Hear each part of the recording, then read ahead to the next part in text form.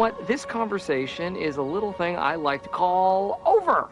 A newly elected congressman is on a mission from God in Evan Almighty. I'm Richard Roeper, filling in for Roger this week. Returning to the big chair from the Chicago Tribune, it's Michael Phillips. How you doing, Richard? Good to see you, sir. All right, let's have at it. Let's get to it. Our first movie is Evan Almighty, and it's a paper-thin, alleged comedy with a laugh drought of biblical proportions. It is so bad I came close to throwing my caffeinated beverage at the screen. Jim Carrey and Jennifer Aniston have wisely jumped ship from the Bruce Almighty sequel, which stars the very talented and likable everyman Steve Carell. He returns to his role as the insincere anchorman Evan Baxter from Bruce Almighty, but this is Evan 2.0. He's now kind of a basically decent family man and a freshman congressman. Oh! Get it out, son. It's the beginning of wisdom. How did you get in here? I'm calling the cops. Oh, no need. Look, there's one right there. Right there. Officer! Carjacker in the car! Carjacker in the car! And, of course, that's Morgan Freeman. Some say he's typecast as God. One assumes the DVD extras will include Freeman walking off the set and chuckling to himself as he cashes his paycheck. God commands Evan to build an ark. He even provides him with the tools and the materials and the land. What are you going to do with 8 lots? I don't know. Maybe I'll build a boat. Did you say build a boat? It might be something fun for the family. We could take the boat, go sailing on the lake. Be great in case it floods or something. Evan Almighty also suffers from a huge, gaping problem. Everyone around Evan acts like this guy is crazy. You look like a bum in a suit. You need supercuts and a shave. Right, yeah, but I can't. It doesn't work. What do you mean it doesn't work? It doesn't work! What are you, shooting up Rogaine? But it's obvious he's really experiencing a miracle. He grows a huge beard in days. He builds a giant ark with the help of only his 3 young sons and pairs of animals that are not exactly indigenous to Washington, D.C. People wouldn't be mocking this guy. They'd be proclaiming him the next prophet. With that very shaky premise, a fortune cookie message, lackluster performances, and lots of dopey dancing and mugging, Evan Almighty is one of the worst movies of the year. Big disappointment, big thumbs down. No kidding. I mean, it's the most overtly Christian film since The Passion of the Christ, and I think that film actually had more laughs in it. I really do. The other thing that breaks my heart about it too is that it is great to see, in theory, any film that has family friendly. The content is very kind of mild and well within the PG. Steve Carell, who is one of my favorite comic actors at the moment, right? And there's everything except anything resembling a joke. There's a premise in search of a backup, and it made me long for something like Oh God, right?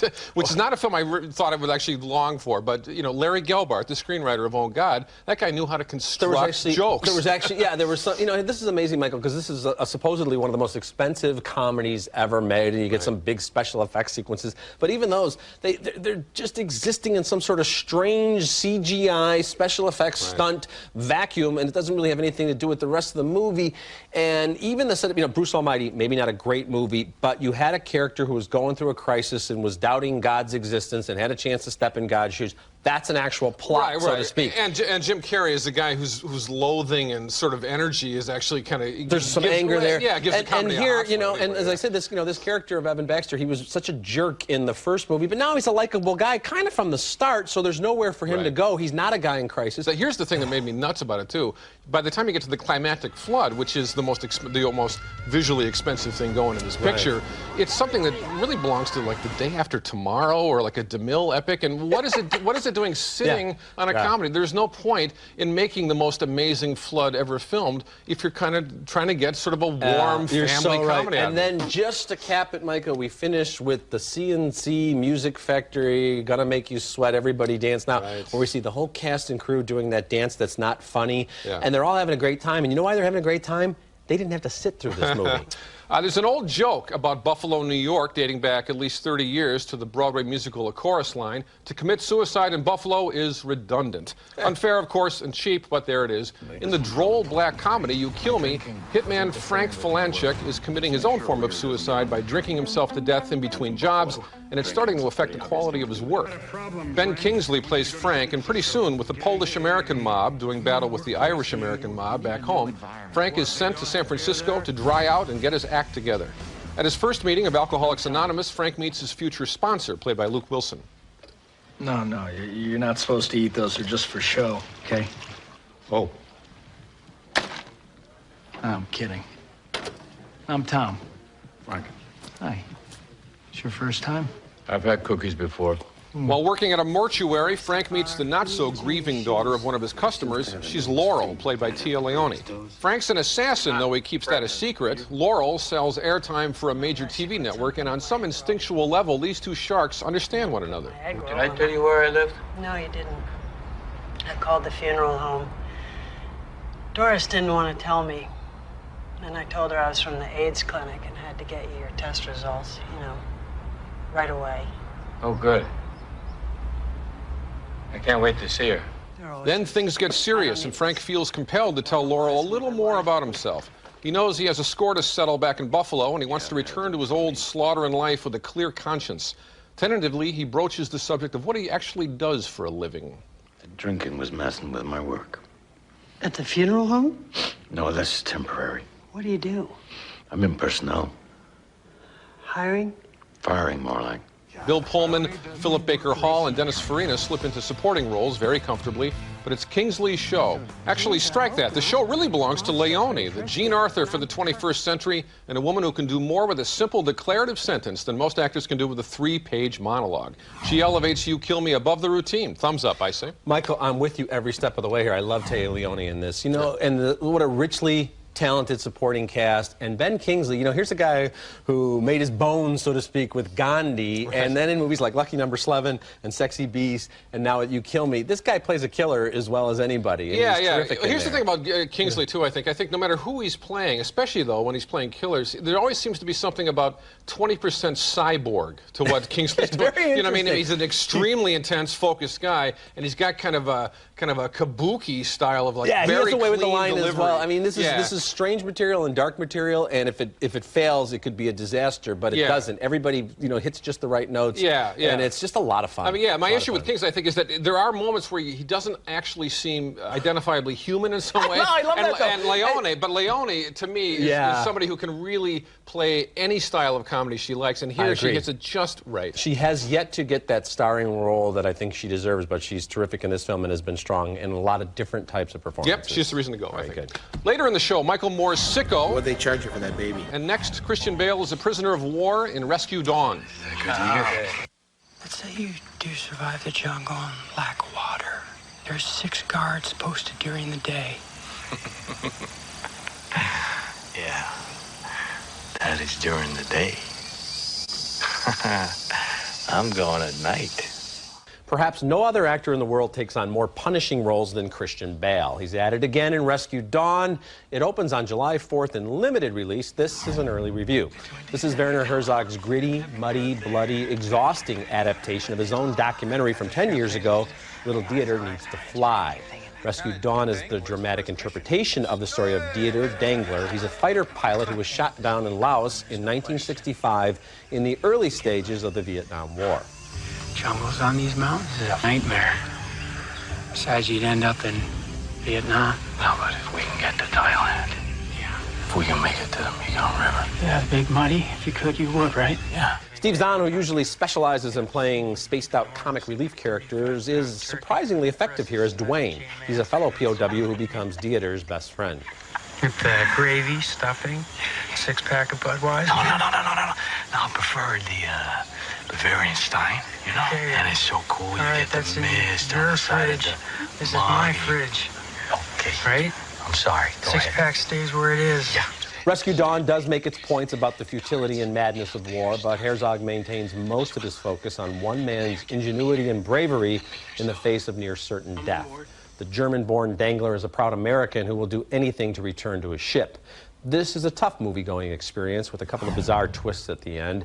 It's also a film you won't soon forget. So for me, Michael, thumbs up. Not quite for me. It's really? I think the film has some good things in it, but and it does show you parts of a war that you haven't seen before, in that it focuses very narrowly, and the location work is amazing in Thailand. I think very narrowly on just a very simple kind of non-political story of survival, and kind of just it's basically a prisoner of war survival tale. There's something about the pacing and the rhythm of this thing, though, that it just made me think that Herzog didn't make the movie he wanted to make ultimately.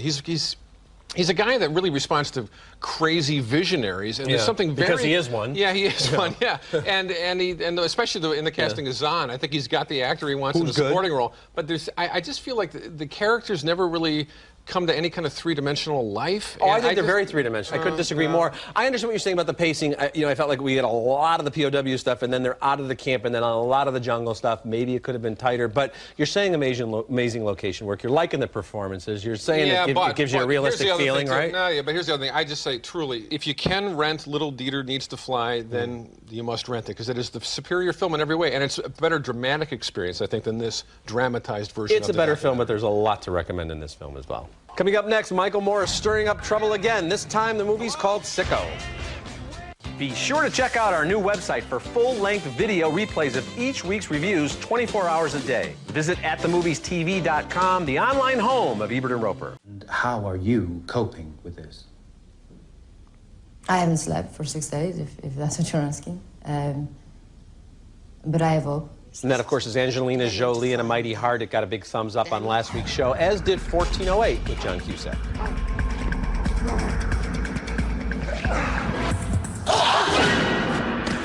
Both 1408 and A Mighty Heart open this week. Yeah, I'd recommend both myself, actually. You know, in the middle of all these comic book and summer blockbusters, you do have two films here that have strong writing and really, really good acting. Right, absolutely. In Sicko, the writer-director Michael Moore sets his sights on the healthcare industry, which leaves nearly 50 million Americans up a creek without any coverage. Sicko opens next week, so this is an early review. This is a slightly different sort of Michael Moore picture in that the big guy doesn't go on camera until well into this chronicle of one grim tale of woe after another.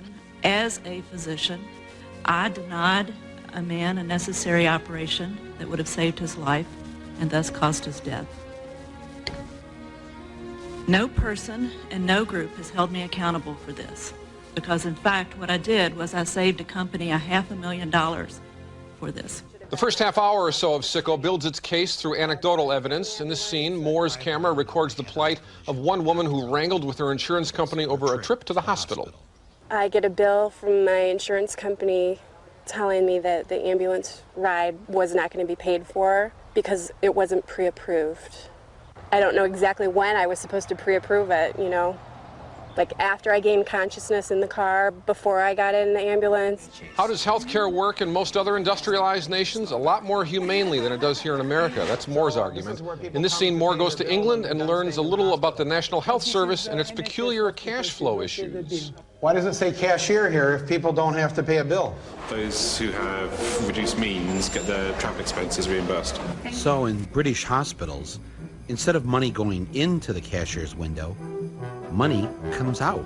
As always, Moore proves to be a better provocateur than he is a rock-solid journalist. The film's portraits of the Canadian and British and French healthcare systems are rosy in the extreme, and no one bears down on a close-up of a grieving mother or widow with the ruthlessness of Michael Moore. Yet, Sicko has a great bipartisan issue at its core, and the film works. I actually preferred it to the more incendiary but more chaotic documentaries like Bowling for Columbine or Fahrenheit 9/11. And look, the guy's dead right. If America doesn't reacquaint itself with the notion of the social safety net, we're in for a pretty long century, I say. Thumbs up. Yeah, Michael, thumbs up for me as well. And, you know, I couldn't agree with you more. We know by now that Michael Moore is a performance artist, that he advocates certain positions, that he's going to, you know, I think he shows at least 7 or 8 different people crying here. He knows how to use all that stuff. But he also hangs Hillary Clinton out to dry and says, you know, she's one of those politicians who took a lot of contributions from these people. So it's, I agree with you. I don't think it's that much of a political film to say, hey, look, our healthcare system is a disaster. And yes, it's also true that in England and in France and in Canada and certainly in Cuba, there are huge problems with the healthcare system. That doesn't negate the problems that he spotlights here. That's what this film is about. So, I mean, it works very well. That's right. He offers no answers, for sure. You know, in other words, he's very good about building the dread. And, you know, in a way, the one thing I would definitely put the charge on Michael Moore on is that he accuses the right wing in this film of stoking fear and hopelessness as a way to kind of control the populace. And in a way, his own filmmaking techniques kind of deploy a lot of the same stuff, so that the cynicism in all his movies kind of leaves you with that slightly hopeless feeling. Now, the one thing the big difference here, I think, between this and Fahrenheit 9/11, Fahrenheit had a very simple message: do not re-elect this guy. Didn't work, but that was the message. Here, there is no simple message. It's just a kind of a look at this enormity of the problem, and let's do something about it. And it is enormous, and I do believe that Michael Moore has a sincere heart, and he really does feel for the people. You know, I've heard some criticism. They're saying, oh, he's exploiting these 9/11 rescue workers. He's taking them to Cuba. You know what? They're grown-ups. They know what they're doing as well. And of course, it's a stunt. And of course, when he's sitting there with his megaphone, he doesn't really expect them to be led into Gitmo and given treatment. And yes, we know that when he goes into the Cuban hospital, well, of course, they're going to, you know, show how great they are because it's Michael Moore and his cameras. We know that. People watching that are smart enough to figure that out. Yeah, I don't buy the Portrait of Cuba either. But here's the other thing. I think we have a film here that is truly less shrill and less, you know, less intentionally divisive than all his other pictures. And I think he was truly rattled by Bush's re-election, and in a way, the ineffectiveness of Fahrenheit 9/11 to really do anything about the election. And I think he's changing his tactics somewhat here for the better. Okay, next is Black Sheep from New Zealand. I pretty much hated it. Like the zombie spoof Fido from a couple of weeks ago, this is a one-joke movie, and the one joke gets old fast. Now, remember the hilarious killer rabbit scene in Monty Python and the Holy Grail?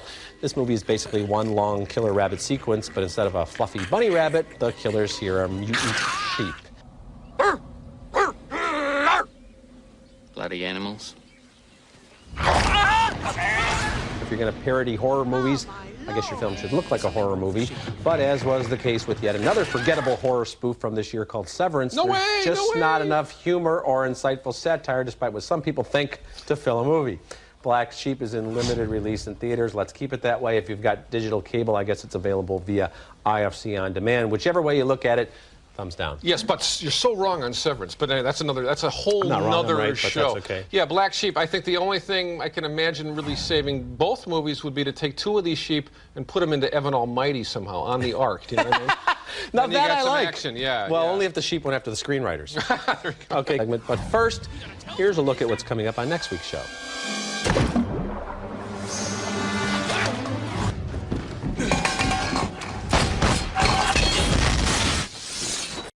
Beyond a mile. 5 or 6 men in the world make a shot like that. Looking at movies new on DVD, Shooter got a thumbs down, Pride got a thumbs up. Pride stars Terrence Howard. Right. Released earlier this month, my video pick is Volume 2 of the Dean Martin and Jerry Lewis collection, 1954-1956. The color restoration on the best of these films looks fantastic, and this 5-picture package reminds you of what a rich and strange comedy team Martin and Lewis really were back in the gray flannel suit era. Their most inventive director was Frank Tashlin, who came out of animation and never really left it.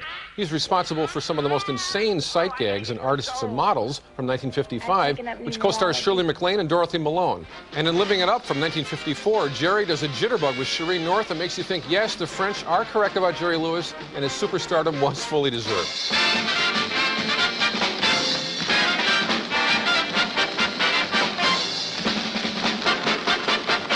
You know, I once went bowling with Jerry Lewis, and I'll have to save that story for another time. It's a true story. I really did. I really did. So the Dean Martin and Jerry Lewis collection, Volume 2, available. You'll have to be in line behind Michael, as he'll be lining up to get that. We'll be back to recap this week's show right after this. Closed captioning for Ebert and Roeper is sponsored by... Man has evolved to the point where he no longer needs to stand in line for tickets. The MovieTickets.card, available only at MovieTickets.com. Okay, recapping the movies on this week's show. 2 big thumbs down for Evan Almighty, 2 thumbs up for You Kill Me. We split on Rescue Dawn. It opens in limited release on July 4th. 2 wounded thumbs up, I guess, for Sicko. It opens next week. And 2 thumbs down for Black Sheep. Thank you, my friend, as always. Thank you, Richard. It was fun. We'll see you again soon. Okay, right hope to do it again. Thanks, Michael. That's it for this week. Until next week, the balcony is closed.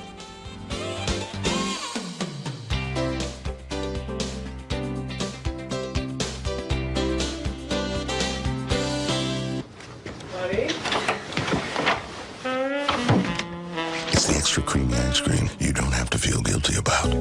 Double churn from Breyers. When I needed to borrow cash, I made the cash call and got money wired right into my checking account. So do what I did. Call 877-890-CASH. 1-800-CONTACTS. Factory fresh contact lenses delivered to your door with a 5-minute phone call. Call 1-800-CONTACTS. We make it simple. Net Zero gives you the fastest surfing available over dial-up and virus protection starting at $9.95. Try it risk-free for 30 days with our money-back guarantee.